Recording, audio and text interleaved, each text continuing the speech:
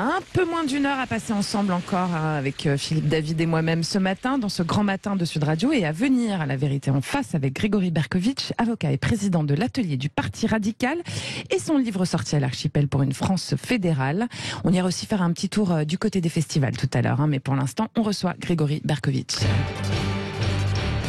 La Vérité en face. Grégory Berkovitch, bonjour. Bonjour. C'est votre livre Pour une France fédérale, plaidoyer pour une 6e République des territoires. C'est publié chez l'Archipel. Je vous cite dans l'avant-propos: le modèle français de l'État centralisé, vertical et technocratique est dépassé, périmé, obsolète. Il frustre et exaspère une population française qui aspire à autre chose. Cette autre chose, c'est la revanche de la France périphérique sur l'État qui l'écrase, de la province sur Paris, du local sur le central, des civils sur les technocrates. C'est oser remplacer le Moloch bureaucratique qui oppresse et encombre par son exact contraire, une république fédérale décentralisée fondée sur des provinces et des villes libres. Est-ce que c'est pas un peu un retour aux féodalités ? Alors, c'est drôle que vous disiez ça parce que on a l'impression qu'on n'a pas réussi à dépasser la Révolution française. Je lisais l'autre jour un auteur, Gaspard Koenig en l'espèce, qui est quelqu'un de très libéral, on peut le dire. Qui est quelqu'un de très libéral. Et qui fondait toute une partie de son raisonnement, en l'occurrence, il plaidait pour un jacobinisme libéral, et il fondait tout son raisonnement sur les luttes de la Révolution française. Je pense qu'on a dépassé l'ancien régime. Je pense que les féodalités sont loin de nous. Et je pense qu'on devrait se remettre de la Révolution française, qui date quand même maintenant d'il y a quelques décennies, et passer à autre chose. C'est-à-dire que le débat public ne peut pas se résumer à la lutte entre les Girondins et les Jacobins, parce que tout ça a disparu derrière nous.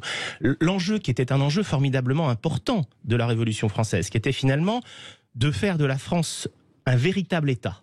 Parce qu'avant, c'était une espèce de patchwork incroyablement divers, pas du tout unifié, ni dans sa langue, ni dans ses normes, ni dans ses politiques. Ni dans son territoire. Ni dans son territoire. Aujourd'hui, on n'en est plus là. Aujourd'hui, les frontières de la France, elles me semblent relativement fixes. Encore que si on n'y prête pas garde, on va finir par avoir des territoires qui vont vouloir sortir.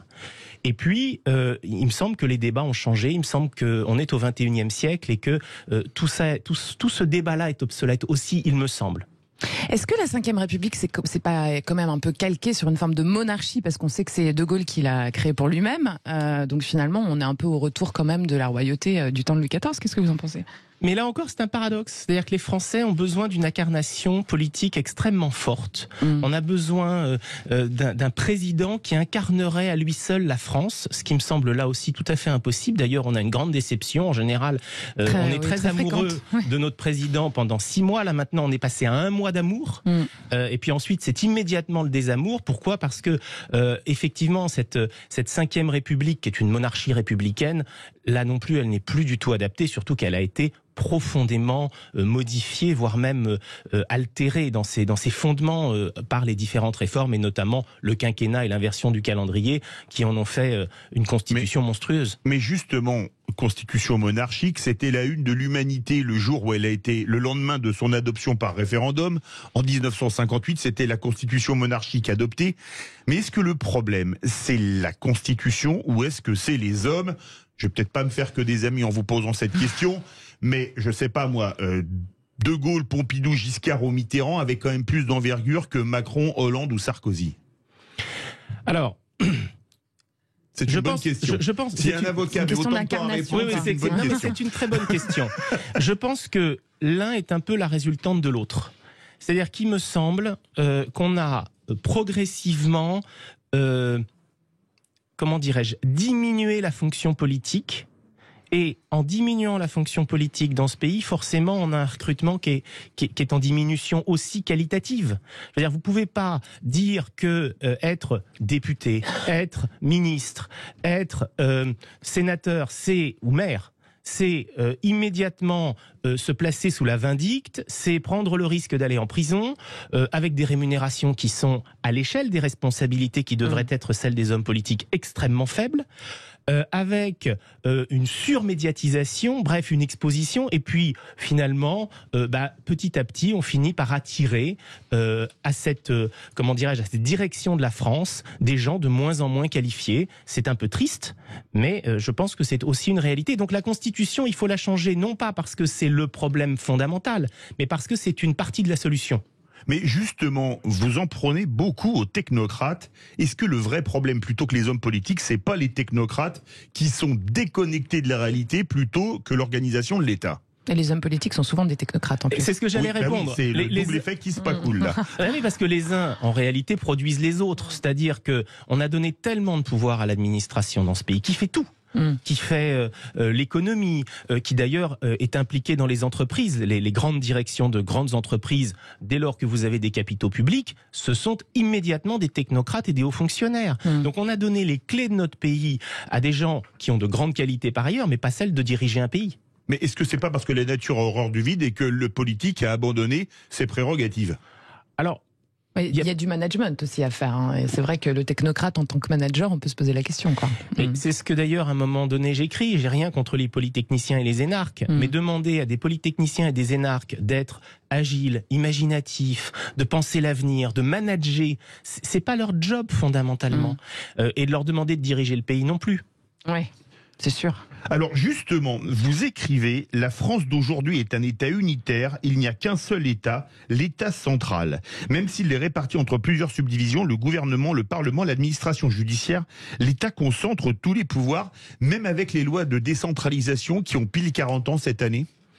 Oui, parce qu'en réalité, les lois de décentralisation, d'abord, elles ont été faites dans un premier mouvement pour libérer les territoires, et puis ensuite, progressivement, de réforme en réforme, on se rend compte que finalement, on les enserre de plus en plus. D'abord, elles ont de moins en moins d'autonomie fiscale. Si vous n'avez pas l'autonomie financière, vous n'avez aucune prérogative en réalité. Et puis, toutes les prérogatives sont celles qui sont données par l'État et que l'État peut reprendre à tout moment. Donc, il n'y a pas aujourd'hui une décentralisation, j'allais dire, pleine et entière dans ce pays. Et je pense qu'on a de telles résistances que le fédéralisme est peut-être la seule solution finalement pour décentraliser réellement le pays. Mais justement, vous parlez des pouvoirs de l'État. Est-ce que celui-ci, aujourd'hui, il n'a pas plutôt une apparence de pouvoir ? Quand on voit les zones de non-droit où la police ne rentre plus, quand on voit la délinquance, la criminalité qui explose, on a l'impression que le pouvoir n'existe plus. Ou alors si il est très fort avec les faibles et très faible avec les forts. C'est-à-dire que vous faites un rodéo, on vous enquiquine pas, vous roulez 10 à l'heure trop vite, là vous avez la prune 3 jours plus tard dans votre boîte à lettres. Ce que vous dites, et ce que je crois profondément, c'est que quand on fait tout mal. L'État se mêle de tout, l'État régente absolument toute notre vie quotidienne, alors qu'elle devrait justement, cette administration centrale, se concentrer sur le régalien, c'est-à-dire la police, la justice, l'éducation, bref, tout ce qu'aujourd'hui l'État n'arrive plus à faire correctement. Alors dans l'éloge des fédéralismes, vous faites l'éloge des USA. Alors les USA dont on a pas mal entendu parler ces temps-ci, hein, on a vu ce que ça pouvait donner l'État fédéral quand la Cour suprême s'en mêle sur les choix par exemple des droits à l'avortement, etc. Ils ont quand même beaucoup de mains sur les sangs, beaucoup de sang sur les mains plutôt ces gens-là. On est dans un État centralisé mais on a quand même beaucoup moins de sang nous sur les mains justement que ces États fédéraux et sur les lois qui sont en train de passer. Quand on voit comment les États-Unis ont imposé leur force aux Indiens en les exterminant, aux Noirs en les esclavagisant, et je vais défendre les francophones, et aux Acadiens qui ont été speak French or die, c'est quand même quelque chose qui a existé. Il faut parler de l'actualité, Philippe, aussi, de ce qui se passe en ce moment. Au Texas, par exemple, où ils veulent interdire la sodomie, donc ils vont commencer à se mêler de ce qui se passe dans la vie privée des gens, et ça, c'est grâce à l'État fédéral que c'est possible. Alors, je ne crois pas que ce soit grâce à l'État fédéral. D'ailleurs, il y a plein d'États fédéraux autour de nous qui n'ont pas ce problème-là. Je pense que c'est deux causes. La première, c'est que comme dans la Constitution française, la Constitution américaine, qui est une vieille Constitution, ne protège aucun droit fondamental. Elle laisse au juge fédéral le soin de le faire. Et ce que je propose dans la Constitution que j'ai osé proposer dans le livre, on va en parler après. C'est justement une charte des droits, parce qu'on ne peut pas confier à un juge, aussi vertueux soit-il, la défense des droits fondamentaux des citoyens. Ça, c'est ma première réponse. La deuxième, c'est que on connaît mal les États-Unis. Les États-Unis, c'est un pays violent, c'est un pays complexe, c'est un pays fait de contradictions, avec des opinions qui s'affrontent extrêmement violemment, qui trouvent le consensus consensus d'ailleurs uniquement par le fédéralisme. Si les États-Unis n'étaient pas un État fédéral, ça fait bien longtemps que les États-Unis auraient explosé. C'était la guerre de sécession. Mais absolument, c'était la seule solution, si je puis dire, à la guerre de sécession. Donc le fédéralisme américain fait finalement que les États-Unis sont encore un État. En réalité, ce qu'on voit, c'est qu'il y a toute une partie de l'opinion qui déteste l'autre partie. Et ça se fait État par État, justement. Et c'est d'autant plus dangereux. J'ai fait une faute, c'était Speak English or Die et No French No More, qu'on disait aux Acadiens, avec leur mettant des coups de règle sur les doigts aux enfants francophones de Louisiane pour ne plus qu'ils parlent français. Pour une France fédérale, plaidoyer pour une 6e République des territoires, Grégory Berkovitch, on le retrouve tout de suite, justement, pour parler de la Constitution qu'il a rédigée. Restez dans quelques instants, dans le grand matin de Sud Radio. Tout de suite. La vérité en face. Parlons vrai sur Sud Radio, c'est la vérité en face avec Grégory Berkovitch, avocat et président de l'atelier du Parti radical et son livre sorti à l'Archipel et auteur justement de Pour une France fédérale, sorti, je l'ai dit, à l'Archipel.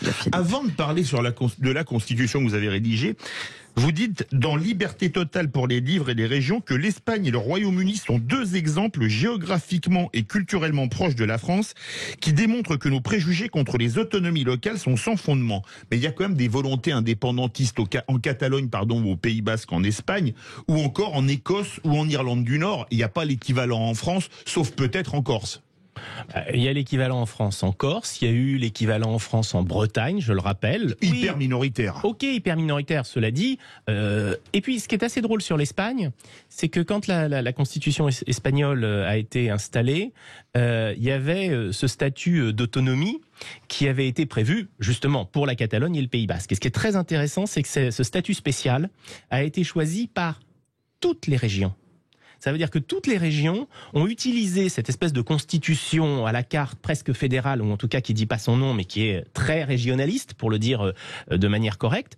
Ce qui veut dire qu'il y avait déjà cette volonté d'autonomie dans toutes les autres régions d'Espagne, alors qu'on pensait qu'effectivement il n'y avait que la Catalogne et le Pays Basque qui choisiraient ce modèle. En France, vous avez toute une série de régions, l'Alsace par exemple, la communauté Alsace, qui est aujourd'hui sur des normes juridiques qui sont très différentes du reste du pays. Alors justement, on va attaquer votre constitution. Moi, j'aime bien l'article 2 de la Constitution de la 5e République qui dit que la langue de la République est le français. Vous écrivez « La langue officielle de la République est le français. Les autres langues parlées par les citoyens sont reconnues par la République. » Mais reconnues comment? On ne va pas reconnaître toutes les langues de la planète. Alors, il s'agit des langues régionales. Ah oui. Il s'agit des langues régionales, évidemment. Pas les langues minoritaires, contrairement à la charte des langues régionales et minoritaires. Il s'agit des langues régionales, dans mon esprit, très clairement. Dire le basque, le catalan, le breton, le corse. Le breton, qu'on a voulu absolument... Oui, et évidemment le corse, sur lequel, en plus, il y a eu un travail littéraire absolument formidable ces dernières années. Et qu'on a voulu étrangler en pensant que l'imposition du français faisait État, faisait nation. Alors qu'en réalité, d'abord, vous avez toute une série de grandes villes et de grands pays francophones dans le monde qui sont pas du tout, évidemment, dans la France. Et puis, inversement, vous avez des pays qui, sans parler la même langue entre eux, eh bien, ont une langue véhiculaire commune. Et les langues régionales, c'est pas quelque chose qui va contre la République. Au contraire, je pense que de libérer les territoires et de leur laisser ces espaces culturels de libération, de respiration, pardon, c'est la condition aujourd'hui pour faire ensemble République. D'aucuns demandent un passage à la 6e République. Qu'est-ce que vous en pensez? Alors je pense qu'on est déjà passé en 6e République. Je vais vous raconter une anecdote. Moi je voulais intituler mon livre pour une 7e République des territoires. Puis mon éditeur m'a dit non, 7e République, là vous allez perdre tout le monde, s'il vous plaît. Ça non, c'est déjà pas un sujet facile. Est-ce que c'est pas un peu un retour à la 4e, ce que vous êtes en train de nous raconter justement, parce que bon. Ah bon, d'abord la 4e était loin d'être fédérale. Oui. Non, mais je veux dire, la 6e République, la proposition de la 6e République qu'on entend, c'est un peu ça en ce moment. Oui, mais parce que dans cette proposition de 6e République, et vous comprenez bien que celle que je propose moi n'a rien à voir, non, pas vraiment. Il n'y a pas beaucoup de points communs entre ceux qui, derrière Jean-Luc Mélenchon, proposent la 6e République et ce que je propose moi. En revanche, il y a un point commun qui est effectivement la proportionnelle. C'est le changement d'abord, et puis c'est la proportionnelle pour l'élection législative, avec des nuances importantes. C'est que d'abord, moi, je propose un seuil à 10%, ce qui me paraît important, et puis surtout, je fais du Sénat la première chambre et de l'Assemblée nationale la seconde chambre. Les députés vont apprécier. Oui, beaucoup. Je pense que je vais me faire des copains. C'est très grave. Vous voulez, je vous cite, débureaucratiser la France pour un État minimal. Est-ce que la France, c'est pas déjà un État minimal avec des services régaliens tous plus mauvais les uns que les autres, la France qui s'effondre dans les classements... Il y a beaucoup de fonctionnaires. Hein, la France qui s'effondre dans les classements PISA et Teams pour l'éducation, la justice qui ne fonctionne pas, l'armée qui est à l'os... Finalement, la France, est-ce que c'est pas déjà l'État minimal que je résumerai en une phrase, un maximum d'impôts pour un minimum de services publics? Mais on confond deux choses. On confond la qualité et la quantité. Aujourd'hui, en France, si on prend l'éducation... Le top, c'est d'avoir les deux. Pas forcément. Et en tout cas, on s'aperçoit que les deux, la quantité et la qualité en même temps, c'est pas facile à trouver. En l'occurrence, quand vous regardez l'éducation, on a par élève un des plus hauts budgets de l'OCDE. C'est quand même un peu surprenant d'avoir par contre un classement qui dégringole. En matière de santé, on était dans les 5 meilleurs systèmes de santé au monde. On est aujourd'hui le 20e. Il y a un problème, alors que les moyens quantitatifs n'ont cessé d'augmenter, que le déficit public n'a cessé d'augmenter, que le nombre de fonctionnaires n'a cessé d'augmenter. Donc si c'était la solution... Que la dette n'a cessé d'augmenter. Que la dette est devenue folle. On a il y a un rapport... Non, plus de 2900. Mais en fait, les chiffres sont faux, on est plus près des 5000. Si on 5000 milliards Non, oui, si on regarde ce qui est caché dans le bilan, comme les retraites des fonctionnaires, on est plus près des 5000 milliards que des 3000. Et encore aujourd'hui, la Cour des comptes dit, attention, là on va vraiment dans le mur. Et donc, il y a un moment où il faut prendre conscience que l'accroissement de moyens n'est pas la solution. La solution, c'est de recentrer l'État sur ses fonctions régaliennes essentielles. Mais justement, vous parlez de l'absurdistan dans l'État minimal. L'absurdistan, c'est pas les frontières ouvertes alors qu'il faut remplir un laissez-passer pour aller acheter une baguette de pain. Est-ce que c'est pas ça le summum de l'absurdistan? Mais le summum de l'absurdistan, c'est au fond de vouloir tout régler avec des circulaires, avec des règlements, avec finalement... On pense que le fait d'administrer un problème va trouver sa solution. Ça n'est pas la vérité. D'ailleurs, on l'a vu pendant la crise du Covid, quand je parlais de l'absurdistan, en me faisant l'écho d'un journal allemand, c'était justement parce que cette crise a démontré que ce pays était devenu fou. Mais ça se prononce Absurdistan, c'est pas tout à fait la même chose. Et alors, vous, votre solution, c'est un gouvernement mondial. C'est de la post-démocratie. Comment ça fonctionne, un gouvernement mondial? Alors, ce que je souhaite... des disparités qu'on connaît sur la Terre. Ce que je souhaite au niveau européen comme au niveau mondial, c'est de clarifier les choses et de remettre du politique et de la démocratie dans finalement ce que sont devenues aussi des technocraties. L'Europe est une technocratie extraordinaire, personne n'y comprend plus rien, elle aussi d'ailleurs se mêle de tout. Les technocrates comprennent. Je suis pas sûr. Alors ça je suis pas sûr du tout, parce que quand vous posez une question d'ailleurs à l'administration, vous avez généralement des gens qui ne comprennent même pas ce qu'ils sont en train de faire. Il y a une perte de sens qui est totale, y compris chez les hauts fonctionnaires. Et au niveau mondial, vous avez énormément de choses aujourd'hui qui sont décidées dans des instances, dans des organisations internationales, alors là, auxquelles personne ne comprend rien, sans aucune responsabilité devant les citoyens de cette planète. Et je dis qu'il faut, là aussi, apporter un peu de transparence, un peu de clarté et surtout un peu de démocratie. Mais un cran en dessous du gouvernement mondial que vous souhaiteriez, vous voulez les États-Unis d'Europe. Plus besoin de 6e République s'il y a des États-Unis d'Europe, puisque la France n'existe plus si c'est une Europe fédérale.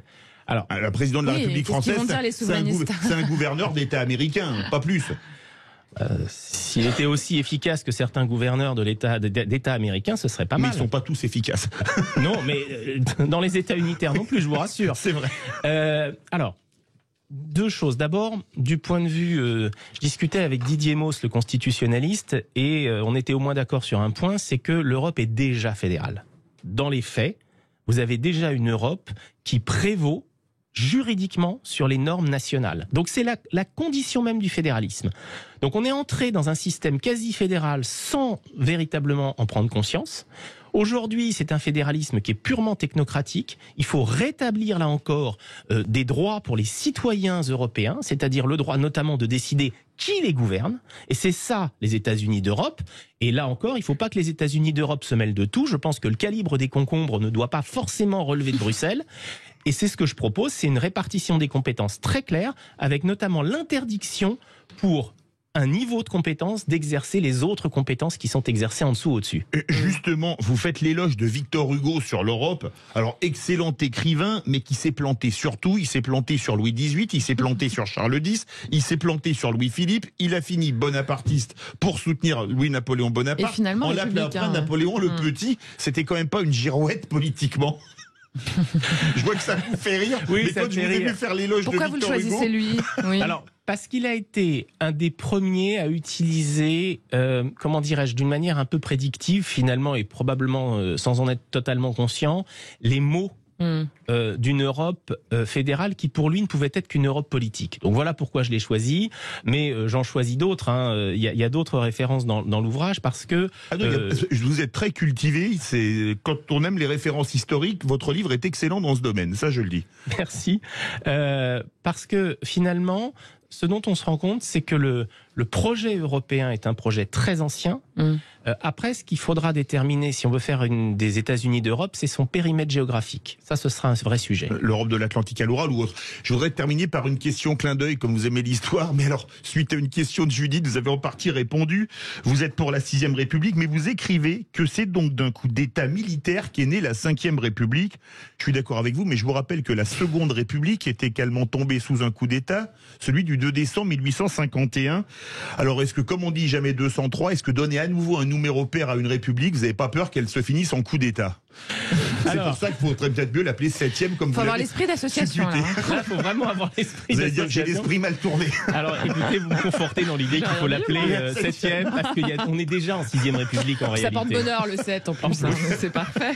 Donc écoutez, vous pourrez dire à votre éditeur l'Archipel qu'il s'est trompé, il fallait l'appeler plaidoyer pour une 7e République des territoires. Merci beaucoup. Et on rappelle Grégory que votre livre Berkovitch. s'appelle donc Pour une France fédérale, et qu'il est sorti à l'Archipel Grégory Berkovitch, et que merci beaucoup de votre venue Merci, sur Julie. Sud Radio. Merci. Merci de votre venue.